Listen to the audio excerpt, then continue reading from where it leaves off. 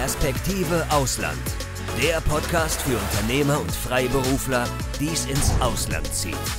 Egal ob Steuerplanung, Auslandsfirmengründung oder Lifestyle-Fragen. Hier geht's jede Woche zur Sache. Und hier sind deine Gastgeber, Daniel Taborek und Sebastian Sauerborn. Also ich bin Daniel Taborek und ich spreche mit Experten und interessanten Menschen über attraktive Wohnsitzländer und internationale Steuerplanung. Und Nazanin, du bist ja heute unser Gast. Wir sagen ja du zueinander, weil wir uns schon mal durch eine gemeinsame oder in der gemeinsamen Zeit in einem anderen spannenden, interessanten Land kennengelernt haben. Aber heute sprechen wir über Dubai. Und bevor wir loslegen und in die Tiefe gehen, stell dich doch unseren Zuschauern mal selbst vor. Ja, gerne, Daniel. Ja, Nazanin Bahmani ist mein Name. Ich bin seitdem ich 18 bin, immer wieder im Ausland. Also habe schon viele spannende Länder bereist.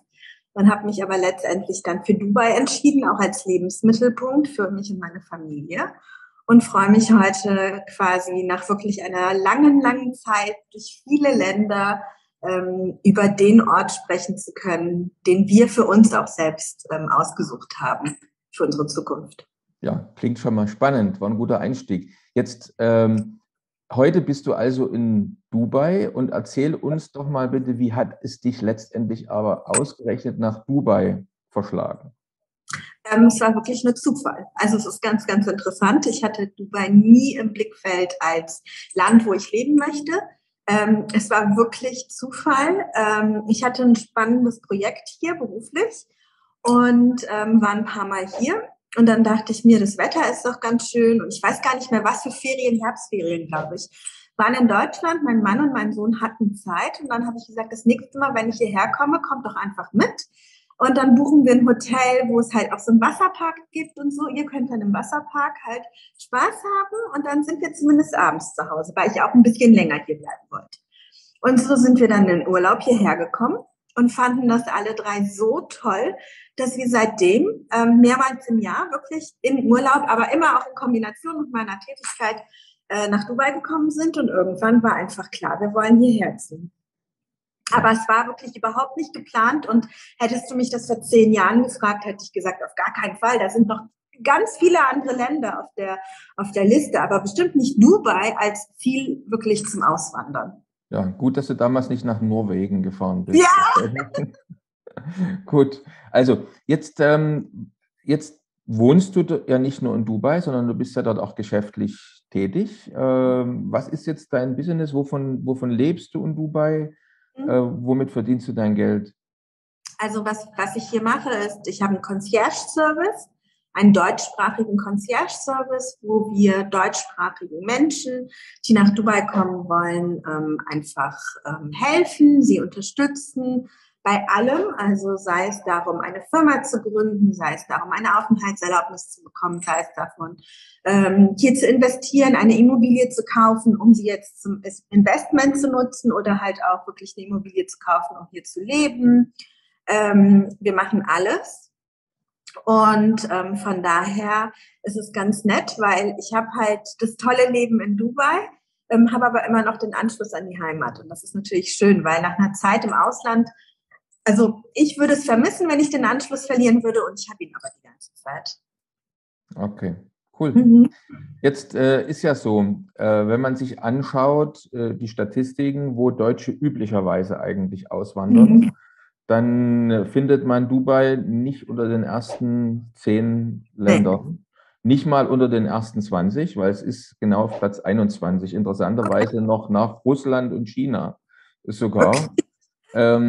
So nach dem, wie du uns jetzt Dubai geschildert hast, klingt ja interessant. Also wer ist so der typische Deutsche oder vielleicht auch Schweizer, Österreicher, wir richten uns ja an alle deutschsprachigen, wo man sagt, das sind die richtigen Typen, um nach Dubai zu kommen. Ihr müsst nach Dubai kommen, entweder um dort zu leben oder auch euer Business zu machen. Deswegen vielleicht so mal die Frage, wer sollte nach Dubai kommen, warum nach Dubai kommen und vielleicht auch für welches Business wäre Dubai jetzt ideal? Okay, also warum es auf Platz 21 ist nach Russland und China, kann ich echt nicht sagen. Finde ich aber krass, also hätte ich niemals erwartet. Aber wie gesagt, selbst ich, die wirklich seitdem sie 18 ist, immer wieder in anderen Ländern gelebt hat, bin ja nie auf die Idee gekommen, nach Dubai zu ziehen. Vielleicht liegt es deshalb halt in der Statistik einfach weiter unten, weil die Leute es nicht auf dem Plan haben. Ich weiß es nicht. Was für Leute können hierher kommen? Also ich glaube, es gibt verschiedene Gruppen oder meine Kunden sind wirklich immer aus verschiedenen Zielgruppen, die sich immer wiederholen. Das eine sind ganz, ganz junge Menschen, Menschen, die in ihrem Beruf gerade jetzt auch nach Covid gemerkt haben, sie wollen nicht eingeengt sein, sie haben einfach einen Beruf, wo sie reisen können, wo sie eine spannende Zeit erleben können und gleichzeitig arbeiten können. Das ist so eine Gruppe von Menschen, denen wir erfolgreich geholfen haben und die dann auch zufrieden waren, weil es ist ja immer so, die Leute kommen her, aber sie müssen ja auch zufrieden bleiben. Und das ist wirklich die Gruppe von den Menschen, die immer super zufrieden sind, machen Grafikdesign als Beruf, zum Beispiel Content Manager, keine Ahnung, für Social Media. 1000 verschiedene Sachen, ja, aber halt wirklich junge Leute, die selbstständig sind oder die Aufträge haben, die freiberuflich sind. Viele haben feste Aufträge mit Unternehmen, also 3, 4 feste Kunden und sagen einfach, denen ist es egal, ob ich jetzt in Köln, in Münster, in Berlin sitze oder in Dubai am Strand. Wenn ich meine Arbeit gut erledige, dann ist es okay. Solche Leute, denen würde ich das auf jeden Fall empfehlen. Ich meine, wer möchte nicht in Dubai am Strand sitzen und gleichzeitig arbeiten? Es ist tatsächlich so, dass also ich persönlich mache das auch, ich kombiniere das immer. Ich kombiniere einen halben Tag am Strand und habe dazwischen dann 3 Calls und arbeite dann vielleicht nachts bis um 2 an meinem Schreibtisch hier im Büro. Ne? Also das kann man halt einfach und das ist super schön. Das ist die eine Gruppe. Die zweite Gruppe, das sind Familien, junge Familien, die einfach nochmal sagen, jetzt wollen wir nochmal so ein kleines Abenteuer haben. Jetzt wollen wir nochmal schauen. Und wir wollen aber in ein Land reisen, also gerade mit kleinen Kindern, wir haben ja auch einen Sohn und wir wollen in ein Land reisen, wo wir uns einfach sicher fühlen wollen. Das heißt, wir wollen schon was Neues erleben und auch so ein bisschen Aufregung und Spannung haben. Aber es ist uns wichtig, dass es zum Beispiel eine deutsche Schule gibt oder überhaupt ein gutes Schulsystem für unsere Kinder. Dass es eine Sicherheit gibt einfach. Eine Sicherheit im Sinne von, bei uns ist die Haustür den ganzen Tag geöffnet und die Kinder laufen hier rein und raus. Die sind jetzt noch in der Schule. Hätten wir das Gespräch in 3 Stunden gemacht, hätten wir nicht wirklich reden können, weil hier die ganze Zeit Kinder rein und raus rennen. Weil sie einfach, die sind so sicher, die spielen auf der Straße, die kommen und gehen und so. Das ist eine Art von Sicherheit und das nächste ist halt einfach die medizinische Versorgung. Das sind wirklich, also das sind die Fragen, die junge Familien uns stellen und da können wir halt ganz klar sagen, ist super alles in Dubai. Das ist eine Zielgruppe. Eine andere Zielgruppe sind Leute, die Steuern sparen wollen, ganz klar. Also das muss man einfach ganz klar ansprechen. Man kann hier einfach sehr gut Steuern sparen, weil man hier einfach keine Steuern zahlt. Das ist mit auch ein Grund für viele hierher zu kommen. Ich meine, ich habe gesehen, ihr hattet ja auch noch ein paar andere Ziele bei euch, über die ihr berichtet habt, wo das genauso ist. Es ist halt einfach ein Steuerparadies, das muss man so sagen. Und ich glaube, die letzte Zielgruppe, die jetzt interessanterweise immer wieder ankommt, ich weiß nicht, ob das jetzt Zufall war, sind viele Deutsche mit Migrationshintergrund. Also viele Deutsche mit Migrationshintergrund, die sich, wo die Eltern, also wie bei mir, meine Eltern leben in Deutschland, mein Bruder lebt in Deutschland, die würden niemals wegziehen. Ich bin in Deutschland in den Kindergarten gegangen, groß geworden, Schule, Gymnasium, Abitur, Studium, alles in Deutschland, ne? Also Berufsweg in Deutschland. Aber irgendwann habe ich gesagt, ich fühle mich nicht mehr wohl. Und ich brauche aber einen Ort, wo ich mich wohlfühle. Und da sehe ich einfach auch, es gibt viele wirklich Akademiker, das sind dann aber wirklich auch alles Akademiker. Akademiker, die Migrationshintergrund haben, die sagen, wir fühlen uns in Deutschland nicht mehr so wohl. Wir möchten aber schon in der deutschen Community sein, also wir wollen irgendwo hin, wo es schon eine deutsche Community gibt. Was ist uns wichtig? Ein sicherer Arbeitsplatz ist uns wichtig. Eine Altersversicherung. Das sind all diese Sachen, diese Werte, die wir aus Deutschland mitgebracht haben. Und die haben sie dann hier. Das heißt, für solche Leute ist es auch der richtige Ort.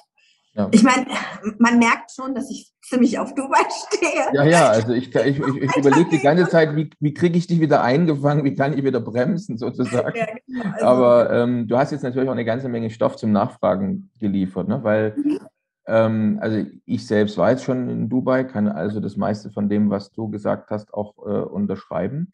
Trotzdem muss man natürlich wissen, dass einige von unseren Zuschauern und Zuhörern andere Vorstellungen haben. Ne? Also wenn Sie jetzt, wenn jemand, der jetzt nicht den Anfang gehört hätte und nicht weiß, um welches Land geht, der hätte jetzt vielleicht nicht gedacht, du redest über Dubai gerade, wenn du sagst, oh, ich gehe da mal so an den Strand, sondern wenn man Dubai hört, denken sich ja viele Frauen, also muss ich da so mit einer Ganzkörperverschleierung an den Strand gehen oder irgendwo hinter einer Wand oder sowas und auch das, was du über die Sicherheit gesagt hast, ich denke, das sind schon falsche Vorstellungen. Deswegen war es gut, dass du das so gut zusammengefasst hast. Jetzt trotzdem nochmal, als du nach Dubai gegangen bist selber, hattest du ja noch nicht die Absicht, einen Concierge-Service zu betreiben, sondern damals bist du da hingegangen, vielleicht kannst du darüber nochmal erzählen, mit einer Unternehmensidee, mit einem Unternehmenskonzept und vielleicht kannst du ein bisschen erzählen, wie lief das so bei dir? Also man kommt da an und dann weiß man oder denkt man so, entweder mache ich das alles selbst, ich gehe da irgendwo hin und beantrage einfach meinen Aufenthalt oder gründe eine Firma, beziehungsweise andere sagen, nee, ich brauche da irgendwie einen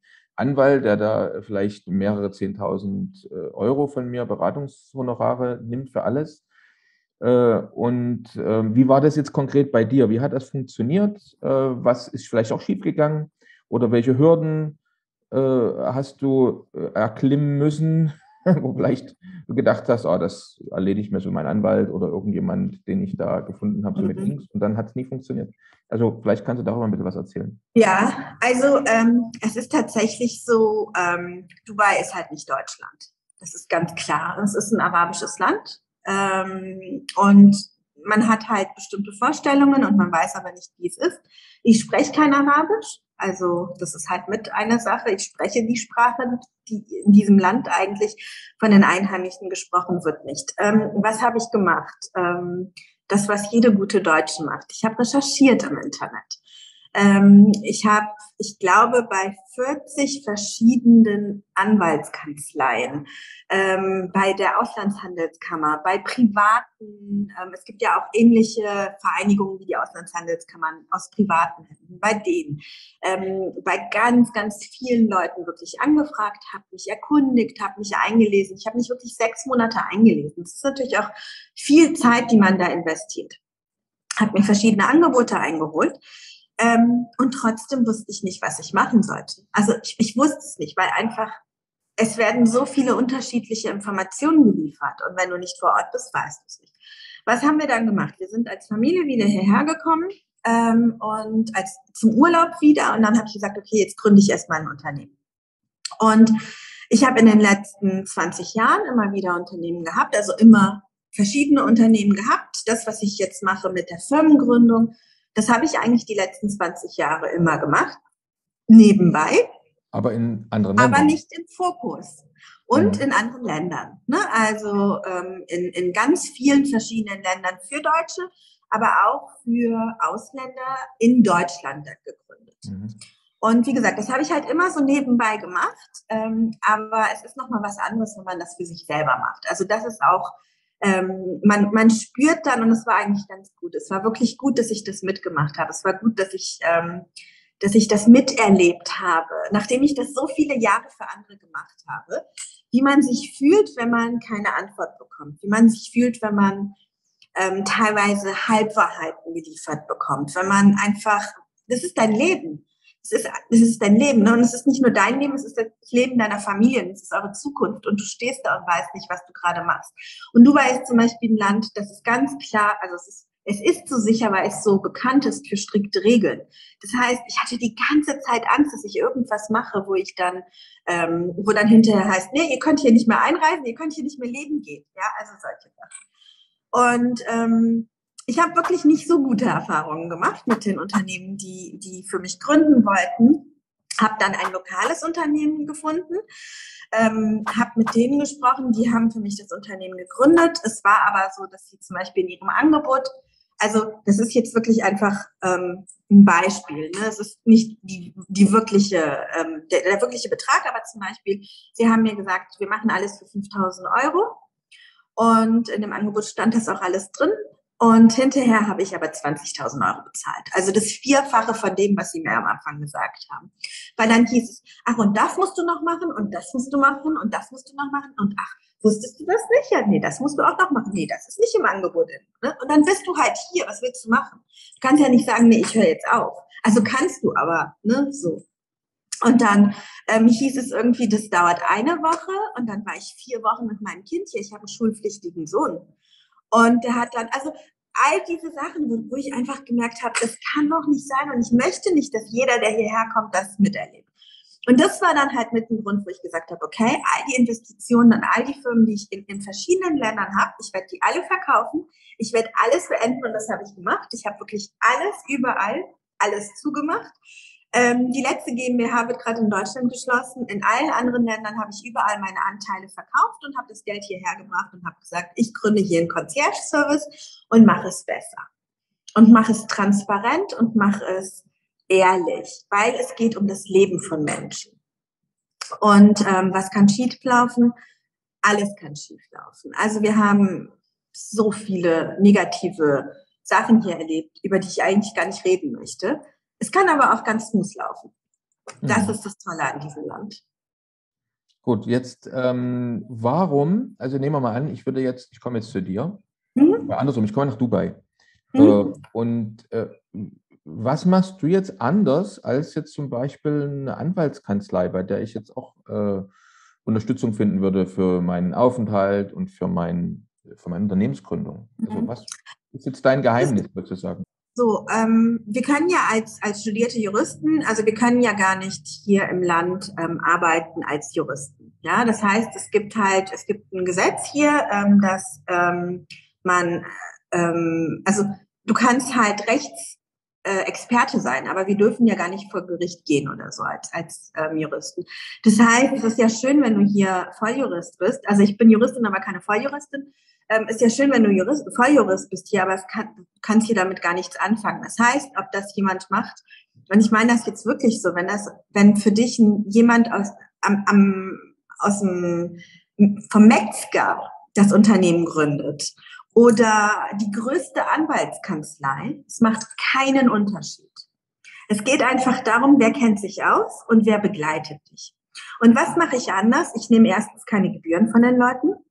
Das heißt, was ich gemacht habe, ist, ich habe Verträge abgeschlossen mit den Behörden hier. Ich habe Verträge abgeschlossen mit den Bauträgern hier und mit allen anderen und bekomme Provisionsleistungen. Das heißt, du kommst zu mir und ich gründe für dich ein Unternehmen. Was mache ich? Meine Mitarbeiter und ich begleiten dich den kompletten Prozess über mit deutschsprachige Mitarbeiter. Wir erklären dir jeden Schritt. Das Wichtigste ist, du bekommst ein Angebot am Anfang, wo du bis zum Ende keinen Cent mehr bezahlst. Nicht so wie bei mir. Ja, das war einfach mir ganz, ganz wichtig. Es ist absolut transparent. Du zahlst nur die Gebühren und das, was wir ausgeben, du zahlst keinen Cent mehr an uns. Wir bekommen eine Provision. Ob du jetzt bei mir, bei der einen Behörde gründest oder bei der anderen Behörde, ist mir wurscht. Weil ich bekomme überall dieselbe Provision. Das heißt, ich werde dich beraten und zwar unabhängig und neutral.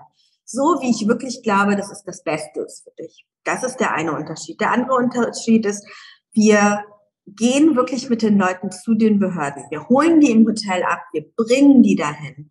Wir gehen mit den Leuten. Allein eine SIM-Karte zu beantragen, ist am Anfang im Ausland schwierig, wenn man die Sprache nicht spricht. Selbst das machen wir. Wir gehen mit bei der Führerscheinumschreibung. Wir gehen mit, wenn jemand ein Bankkonto eröffnen will. Wir füllen alle Formulare vorab aus. Also wir nehmen wirklich die Person von A bis Z an die Hand und dann, wenn alles fertig ist, sagen wir hier. Ja, und dafür nehmen wir keine Gebühren. Das ist somit das Wichtigste. Das andere ist, dass wir super transparent sind. Gut. Ja, klingt überzeugend. Jetzt hast du ein paar Sachen erwähnt, wo ich gerne nochmal nachfragen würde. Und zwar das Thema Bankkonto eröffnen. Ne? Also in einigen Ländern ist es ja zunehmend schwierig geworden für jemanden, der im Ausland ein Unternehmen gründet, ein Bankkonto zu eröffnen. Was hast du da für Erfahrungen? Wie ist das aktuell? Einfacher geworden, schwieriger geworden und wie meisterst du das? Extrem schwierig. Das liegt daran, dass Dubai ja auf der grauen Liste ist und Dubai gerade natürlich versucht, von diesem Image der Steuerflüchtlinge runterzukommen und einfach weil Dubai auch oder weil die Emirate eine gute Beziehung haben möchten, weltweit ist es ihnen ganz, ganz wichtig, dass sie von dieser Liste runterkommen. Compliance ist extrem hoch hier. Extrem kompliziert, wirklich. Also ich selber habe auch wieder mit einem Beispiel, mir wurde versprochen, dass ich ein Bankkonto bekomme. Keiner hat mir geholfen. Es hat 9 Monate gedauert, bis ich selbst ein Bankkonto eröffnet habe. Mittlerweile ist es so, dass wir für unsere Kunden in einem Monat ein Bankkonto öffnen, teilweise sogar in 2 Wochen, weil wir einfach jetzt wissen, wie es funktioniert. Wir nehmen die Leute mit, wir erklären denen vorab, was für Dokumente sie aus Deutschland mitbringen sollen. Nicht, dass die Leute hier ankommen und dann heißt es, ja, aber das habe ich jetzt noch gebraucht und zwar beglaubigt von der Stadt, aus der du kommst und von der Botschaft legalisiert. Also solche Sachen. Was braucht man denn zum Beispiel da für Dokumente, wo man vielleicht jetzt nie dran denkt, zum Bankkonto? Also zum Beispiel für ein Bankkonto brauchst du Kontoauszüge, aber diese Von einer anderen Bank, die ich habe. Von der Bank in Deutschland. Und wenn ich keine Bank mehr in Deutschland habe? Wenn du keine Bank mehr in Deutschland hast, musst du einen Nachweis haben, woher dein Geld kommt. Ich hatte zum Beispiel keine Bank mehr in Deutschland, schon seit Jahren nicht mehr.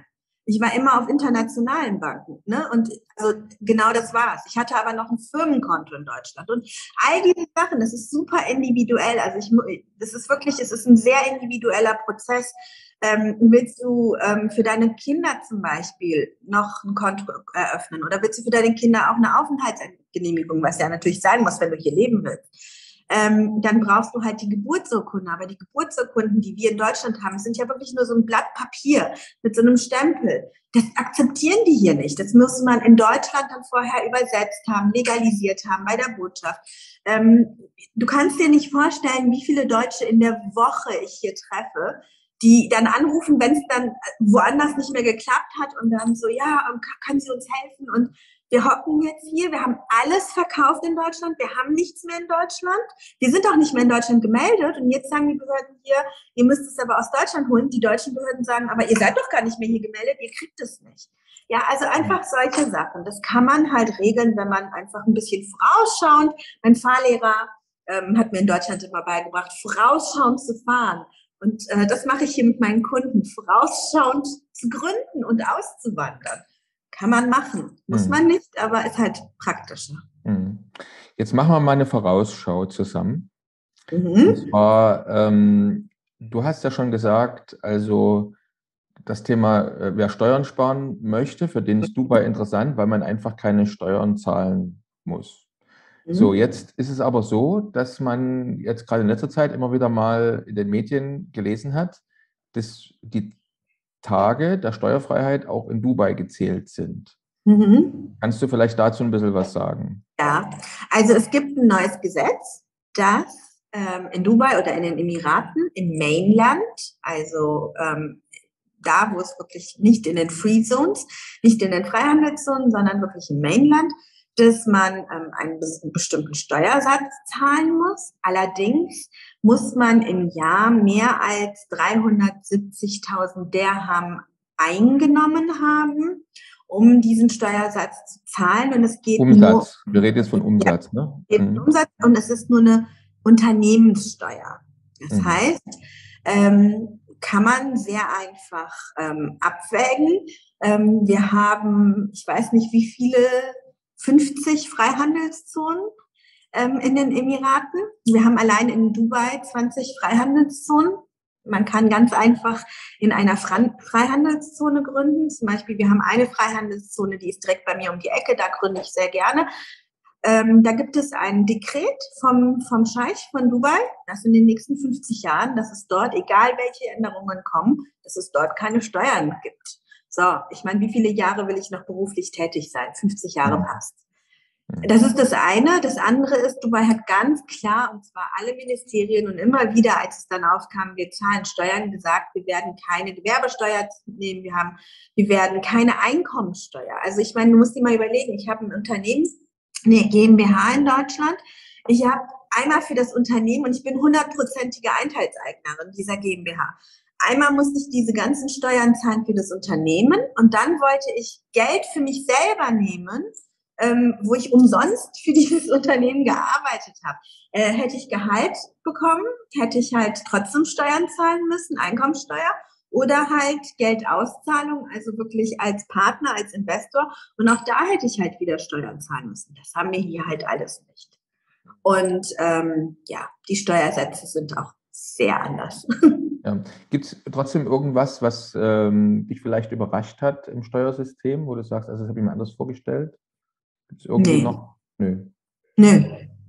Also auch das mit dem, was ab nächstem Jahr im Sommer kommen wird, das war seit 5 Jahren in der Presse. Also seit 5 Jahren haben sie es immer wieder gesagt. Es war jetzt nichts, wo ich hier angekommen bin und gesagt habe, oh mein Gott, ist jetzt komplett neu. Nee, ehrlich gesagt nicht. Jetzt liest man auch über Dubai, auf Werbebroschüren zum Beispiel, kommen Sie nach Dubai, gründen Sie eine Firma, Sie haben keine Buchhaltungspflicht. Also wie kann man sich das vorstellen? Also man kauft was, nimmt die Quittung, wirft sie weg oder ich kann mir nie vorstellen, dass es so läuft. Ne? Also, kannst du machen. Also ich glaube, jeder Unternehmer, der wirklich Unternehmer ist, macht das nicht. Das ist ganz klar. Ja, ich habe in der Freihandelszone mein Unternehmen, das heißt, ich habe keine Buchhaltungspflicht. Natürlich habe ich eine Buchhaltung. Aber es ist halt einfach nochmal anders, wenn du eine Buchhaltung hast, um für dich selber zu schauen, was du verdienst und was du einnimmst und was du ausgibst. Als Unternehmer muss ich doch gucken, wie viel gebe ich für Visitenkarten aus? Wie viel gebe ich für Bürozeug aus? Lohnt sich das? Rechnet sich das aus? Das sind ganz normale unternehmerische Werte, die jeder Unternehmer hat und Dinge, die wir machen. Aber es ist halt anders, als wenn ich so eine Pistole auf der Brust gesetzt bekommen habe und wo ich dann hinterher erklären muss, aber warum sind hier die 3 Euro so und nicht so? Das hast du hier halt wirklich nicht. Du hast wirklich keine Buchhaltungspflicht. Ne? Also vor allem in den Freihandelszonen. Und wie gesagt, natürlich habe ich eine Buchhaltung und ich kann dir auf einem Knopfdruck gleich zeigen, wie es ausschaut im letzten Jahr, im letzten Monat und. Das macht aber auch jeder normale Unternehmer. Aber die Pflicht gibt es nicht. Du kannst tatsächlich die Quittungen alle wegschmeißen. Wobei das meiste hier digitalisiert funktioniert. Das ist halt auch super. Ja. Gut, das haben wir auch schon mal gehört in einem anderen Podcast, denn wir hatten über Dubai zum Beispiel die Strafzettel und so weiter und so fort, Geschwindigkeitsüberschreitung, Überschreitung, da kann sich wohl Deutschland oder andere Länder auch noch was abgucken. Alles, also wirklich alles digital. Ich zahle meinen Parkschein digital, ich zahle, wenn ich zu schnell fahre, meine Knöllchen digital. Ich bekomme meine kompletten Rechnungen immer digital. Du kannst hier sogar zu McDonald's gehen und sie fragen dich, sollen wir Ihnen das per SMS oder E-Mail schicken oder brauchen Sie es ausgedruckt? Und meistens sagen die Leute dann nicht, ich brauche es gar nicht. Aber also weißt du, solche Sachen, ja. Gut. Ja gut, haben wir also auch darüber gesprochen. Also wie gesagt, mit der Buchhaltungspflicht ist ähnlich natürlich auch wie in Großbritannien, in UK, da sagt man ja auch keine Buchhaltungspflicht, aber auch das ist natürlich nicht mehr überall, wie du schon gesagt hast, ne? Macht man natürlich dann trotzdem ordentliche Buchhaltung. Dann wir hatten darüber gesprochen, oder du hast vorhin schon erwähnt, dass ein Grund auch für Leute, egal ob jung oder schon gestandene Leute, die nach Dubai kommen, auch Investitionen ist. Ne? Dass man im Prinzip, heute wollen ja viele ihr Vermögen sichern. Niemand weiß, wo geht's mal hin, und das mag also auch ein wichtiger Grund sein. Ist die Frage, ist Dubai wirklich empfehlenswert? Also kann man dort sein Vermögen sichern? Kann man sein Vermögen gut anlegen, vermehren? Was würdest du jemandem sagen, der mit dieser Frage kommt? Also ich finde auf jeden Fall. Ich meine, du musst dir überlegen, ich bin 42 und ich arbeite schon sehr viele Jahre, bin aber seit sehr vielen Jahren halt auch selbstständig, habe davor tatsächlich für eine Behörde gearbeitet, also hatte einen sehr sicheren Job mit einer sehr guten Rentenversicherung, aber nichtsdestotrotz, wer weiß, was da irgendwie passiert. Und Altersvorsorge ist für mich extrem wichtig, ist, glaube ich, für uns alle extrem wichtig und ist etwas, was uns auch schlaflose Nächte bereitet. Und die habe ich hier jetzt nicht mehr. Also Dubai, der Dirham, also die Währung ist gekoppelt mit dem Dollar, ist super stabil. Und das Gute ist einfach, dass das Land, also man kann sich ja auch anschauen, wie sich die Gesetze geändert haben, wie die Sicherheiten sich geändert haben. In den letzten 20 Jahren sind extrem viele Gesetze wirklich so geändert worden, damit du wirklich sicher sein kannst, dass du deine Investitionen hier nicht verlierst, dass alles gesichert ist, dass alles gesetzlich geregelt ist. Und ich persönlich habe hier in Immobilien investiert. Ich habe hier aber auch in Aktien investiert und fühle mich sehr sicher und auch die meisten meiner Kunden machen das. Viele machen es am Anfang vielleicht nicht so offensichtlich wie ich, aber nach einer Zeit kommen sie dann doch wieder und dann, ach ja, und jetzt habe ich doch noch das und ich hatte das irgendwie in Deutschland auf dem Sparkonto und dachte mir jetzt doch, ja, nee, lass uns das hier anlegen. Ich glaube, man muss auch einfach eine Zeit lang hier sein und sehen, wie es ist und einfach positive Erfahrungen sammeln. Und dann macht man das. Ich persönlich denke aber auf jeden Fall, Investitionen sind hier sicher.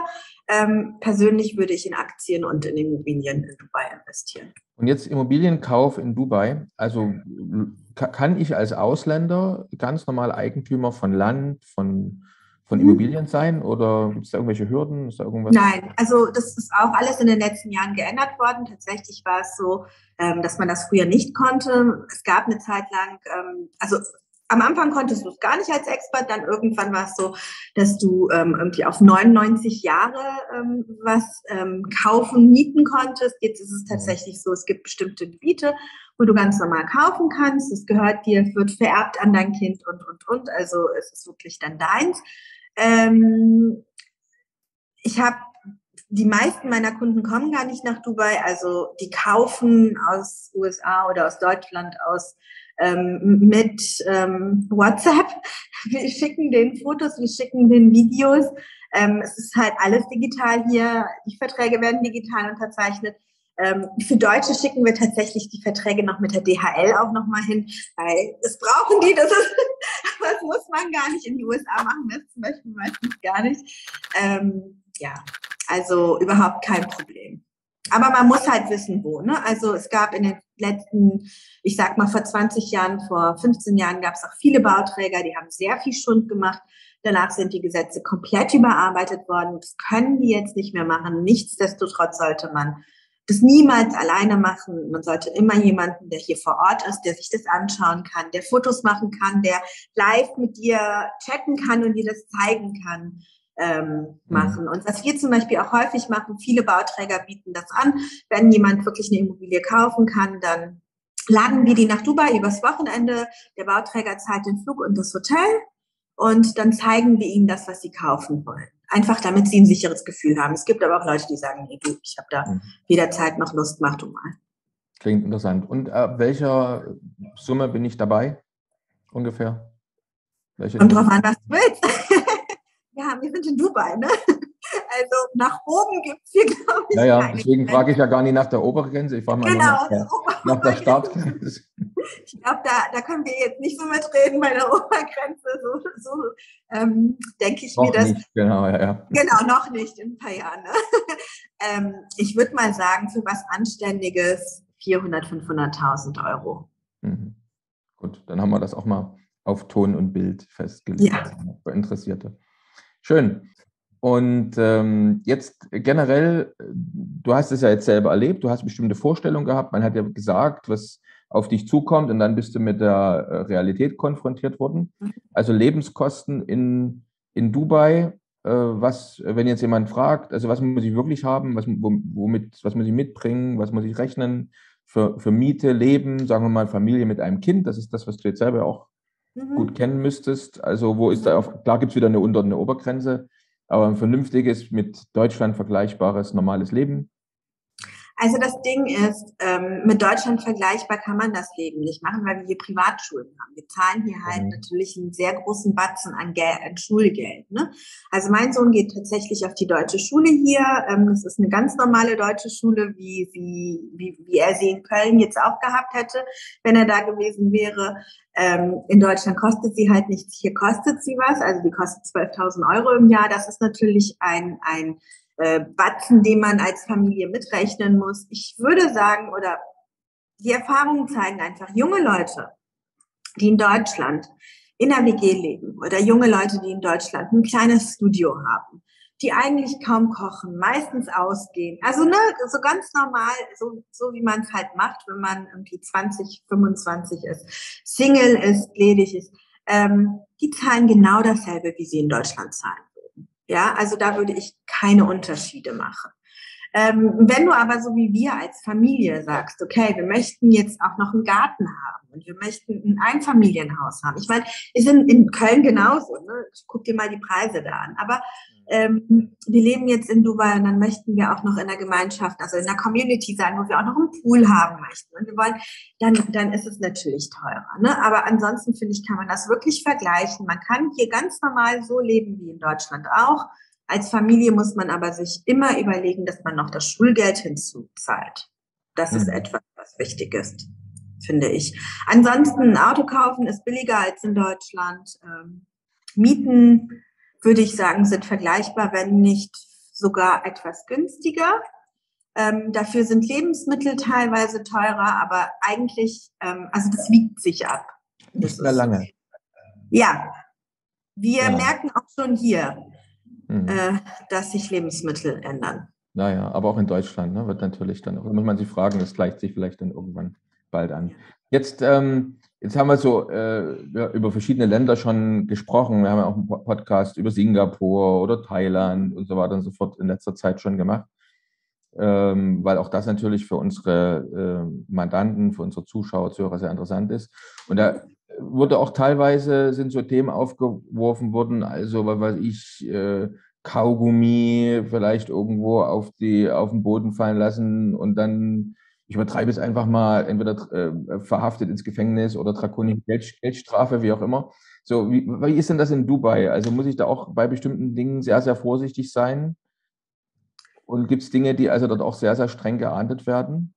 Also sehr, sehr streng nicht. Aber was halt interessant ist, du kommst halt hier hin, also gerade ich als Frau, du kommst hier hin und du weißt gar nicht, wie ziehst du dich an und wie musst du dich anziehen und so. Und dann siehst du, und das ist halt genau mit dem Grund, warum wir uns für Dubai entschieden haben, du siehst dann eine voll verschleierte Frau mit, auch noch so einem Niqab, neben einer Frau in Hotpants sitzen und neben einer Frau, die so wie ich halt ganz, also sage ich jetzt mal ganz normal für uns Deutsche, ne? Also ganz normal angezogen ist, keine Hotpants, auch nicht verschleiert. Und die sitzen zusammen und unterhalten sich und dann denkst du dir, wie krass, also, ne, und wir haben hier auch Leute in Bikinis rumlaufen und alles. Wenn du aber zum Beispiel zu den Behörden gehst, und das hätte ich zum Beispiel überhaupt nicht erwartet, nachdem ich zuvor immer wieder im Urlaub hier gewesen war, wenn du zu Behörden gehst, solltest du deine Schultern verdeckt haben. Ja, aber das ist jetzt, also es ist nicht so, dass wir verschleiert irgendwo hingehen müssen. Aber wenn du zum Beispiel zur Ausländerbehörde gehst, um deinen Pass zu beantragen, dann solltest du keine Hotpants und kein Bikini-Oberteil anhaben. Das ist zum Beispiel eine Sache, hätte ich tatsächlich nicht gedacht. Einfach weil man so viele im Bikini und so sieht, ne? Das ist eine Sache. Und dann habe ich mir ehrlich gesagt auch überlegt, wie ist es eigentlich in Deutschland? Wie wäre es, wenn ich in Deutschland im Bikini zum Ausländeramt gehen würde? Also, dir kommen dann halt solche Gedanken. Ansonsten, ich glaube, überrascht hat mich hier kaum was. Was mich überrascht hat, tatsächlich aber angenehm, war, wir waren ja halt immer wieder im Urlaub hier. Und also sagen wir mal so vor 8 Jahren, vor 6 Jahren war es im Ramadan hier noch sehr streng. Da war es immer möglich, im Hotel zu essen. Das war überhaupt nie das Problem. Aber wenn man außerhalb des Hotels war, hat man halt einfach auf der Straße nicht gegessen, nicht getrunken, nicht geraucht. Es gab aber immer Restaurants, die waren geöffnet, aber hatten so eine Schutzfolie oder waren halt irgendwie ein Sichtschutz. Das hat sich komplett geändert. Also du läufst mit einem Eis durch die Straße, Leute rauchen, trinken, essen und direkt daneben sitzen Leute, die fasten. Und also das hat mich tatsächlich überrascht. Das hätte ich von einem islamischen Land nicht erwartet. Das habe ich auch in anderen islamischen Ländern so nicht erlebt. Wobei mir wurde gesagt, das ist nur in Dubai so. Also in den anderen Emiraten ist es nicht so. Ja. Gut, haben wir auch mal drüber gesprochen. Ja. Jetzt jemand, der jetzt gerade in unserer heutigen Zeit überlegt, seinen Wohnsitz zu verlagern, sein Unternehmen in einem anderen Land zu gründen, der hat natürlich noch zwei andere Dinge, die einem durch den Kopf gehen. Das ist einmal, sagen wir mal, die Situation, die sich momentan ja weltweit ändert. Also wir hören ja immer wieder zum Beispiel Klaus Schwab, den Gründer vom World Economic Forum, oder auch den Herrn Guterres, den UN-Chef, davon sprechen. Und immer wieder kommt da die Vokabel Great Reset und dass sich in den nächsten Jahren unsere gesamte Art zu leben ändern wird. Also Klaus Schwab sagte dann immer wieder in Davos, ich habe eine Zeit lang relativ dicht daran gewohnt und dann auch immer wieder gesehen, wenn da oben diese Meetings waren. Und er hat immer gesagt, also es wird sich in den nächsten Jahren so viel ändern, dass du wirst nichts mehr besitzen und wirst trotzdem glücklich sein. Das ist das, was man immer wieder hört. Und auch das Finanzsystem soll sich ändern. Ja, aber die Frage ist, spricht man darüber in Dubai und beeinflusst das jetzt vielleicht die Entscheidung für Dubai? Also Dubai ist einfach ein extrem zukunftsorientiertes Land. Ne? Das siehst du allein schon durch die Digitalisierung hier, wie weit die fortgeschritten ist und wie einfach das Leben hier einfach ist. Also frag echt mal Leute, wann die das letzte Mal Nahrungsmittel eingekauft haben. Also tatsächlich in den Supermarkt gegangen sind. Ich könnte es dir ehrlich gesagt nicht sagen. Also es ist alles super digital hier, ja. Und das will aber auch die Herrscherfamilie. Also wir haben ja hier den Scheich und wir haben den Kronprinz. Und der Kronprinz ist halt, also der Vater ist schon extrem zukunftsorientiert. Das sieht man, was einfach in den letzten 50 Jahren in diesem Land passiert ist.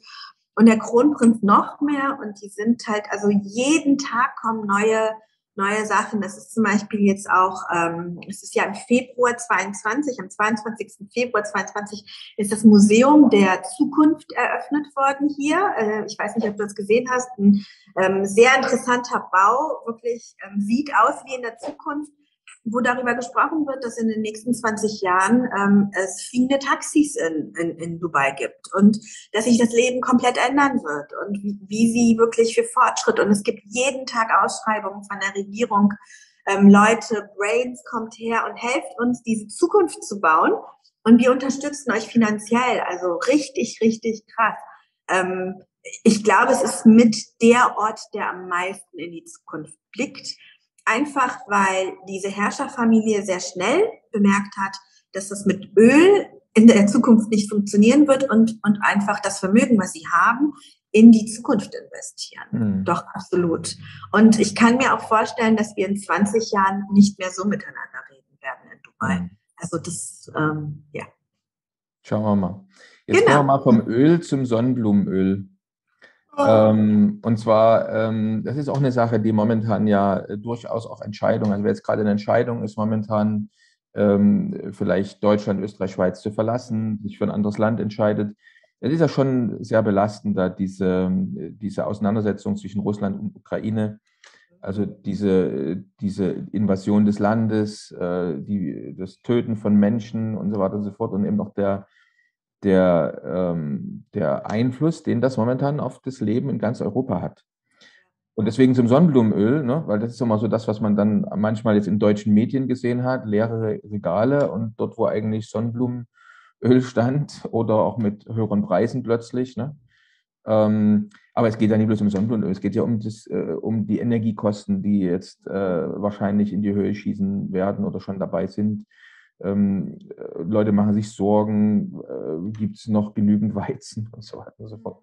Die Frage ist auch, wir haben es übrigens auch in einem Land, wo wir beide uns kennengelernt haben, da ist es ja schon passiert, da ist ja schon der Weizenpreis enorm in die Decke geknallt und das sorgt natürlich auch für negative Stimmung. Jetzt ist die Frage, wie siehst du das oder wie sieht man das in Dubai? Also inwieweit ist Dubai weit genug weg von Europa, damit es dort vielleicht keine Auswirkungen gibt oder noch nicht weit genug weg, wie zum Beispiel Länder in Südamerika. Wir haben momentan, also durchaus ist für uns sehr, sehr interessant, eine enorme Anfrage von Interessenten, die sagen, ich gehe lieber nach Südamerika, Panama, Costa Rica, Puerto Rico und so weiter und so fort. Also für solche Länder, Und ich frage mich, liegt es daran, dass diese Länder also sehr, sehr weit weg sind vielleicht davon? Und meine Frage, wie es ist mit Dubai, ist genug weit weg, noch nicht genug weit weg? Also wie beeinflusst dieser Krieg in der Ukraine das Leben? Also der Krieg in der Ukraine, das hört sich jetzt total gemein an, aber ich bin halt einfach ein ehrlicher Mensch,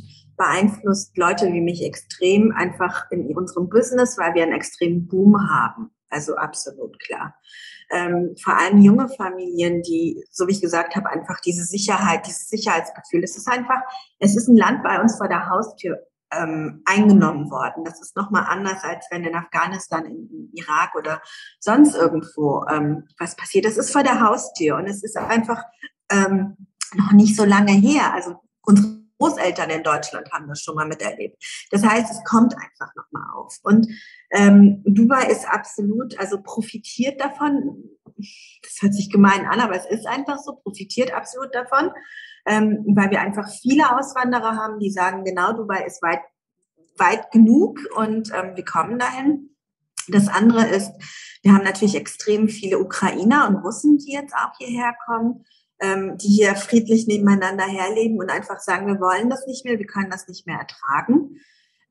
Das ganz, ganz klar. Und das andere ist, ich glaube einfach seit Covid fühlen sich die Menschen in Deutschland, Österreich, Schweiz, Europa nicht wohl.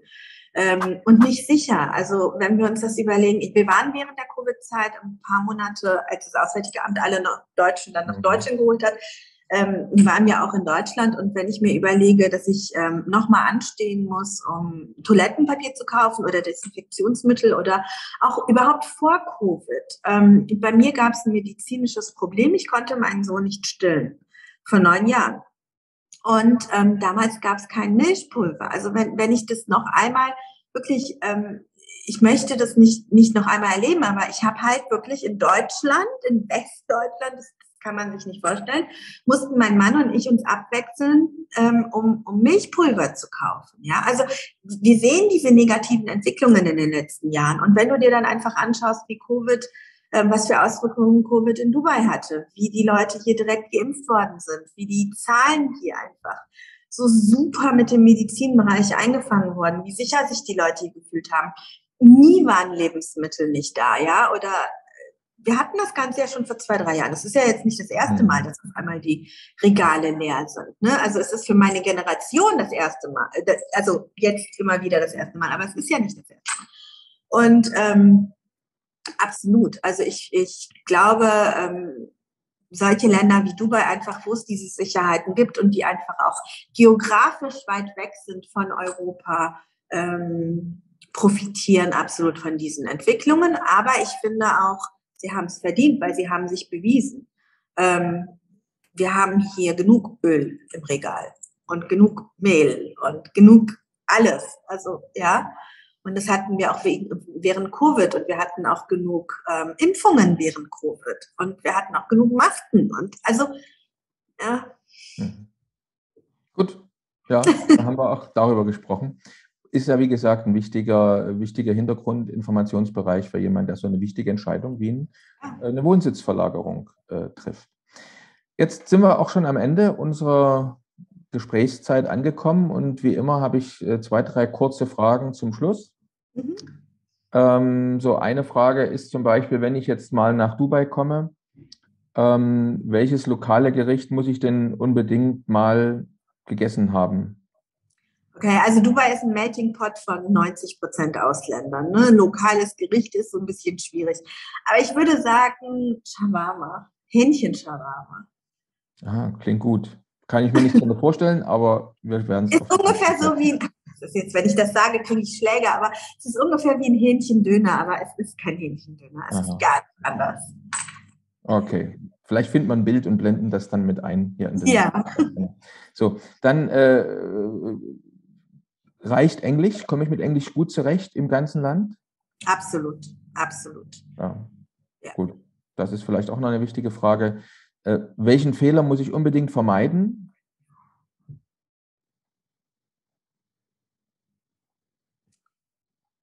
Ich glaube, da gibt es nicht so viel. Positiv sein. Ich glaube, viele von uns kommen hier an und haben so viel Angst, dass sie so negativ auf alles blicken. Und dann ein paar Monate später, wenn sie angekommen sind und alles so läuft, dann sagen sie, warum habe ich mich am Anfang so gestresst? Ich glaube das. Aber ich glaube, das ist so was Kulturelles bei uns. Weißt du? Also, dass wir, wenn wir was nicht kennen, ich glaube, das ist, ja. Okay, dann wenn ich wenig Zeit habe, ich komme nach Dubai, welche eine Sache muss ich mir unbedingt angesehen haben? Burj Khalifa und die Fontaine-Show. Absolutes Touri-Highlight, aber ich liebe es und schaue es mir seit über 10 Jahren immer und immer wieder an. So, habe ich beides schon gesehen, aber schauen wir mal, vielleicht hast du da noch einen anderen Geheimtipp. Dann zum Abendessen. So. Okay. Schön, jetzt die allerletzte Frage, aber natürlich auch wichtige Frage. Interessierte Zuschauer, Zuhörer, wie können sie dich am besten erreichen, wenn sie jetzt weitere Fragen haben? Ich glaube, am besten unter WhatsApp. Ihr könnt ja die Nummer vielleicht einblenden oder über unsere Website Dubai Live. Wir sind auch ziemlich aktiv auf Instagram, heißt auch Dubai Live. Vielleicht könnt ihr die Sachen einblenden. Wäre super. Das werden wir auf alle Fälle machen. Sehr schön. Vielen herzlichen Dank, Nazanin. Es hat viel Spaß gemacht, mit dir über Dubai zu sprechen heute. Auf jeden Fall. Und wir erwarten dich hier. Dann bis bald. Mach's gut. Tschüss. Bis zur nächsten Folge von Perspektive Ausland, der Podcast für alle Unternehmer, die es ins Ausland ziehen. Übrigens, wenn ihr keins unserer interessanten Videos mehr verpassen wollt, dann klickt doch jetzt gleich auf den Abonnieren-Button und auf die Glocke. Auch über Kommentare, Fragen oder einen Daumen hoch freuen wir uns sehr.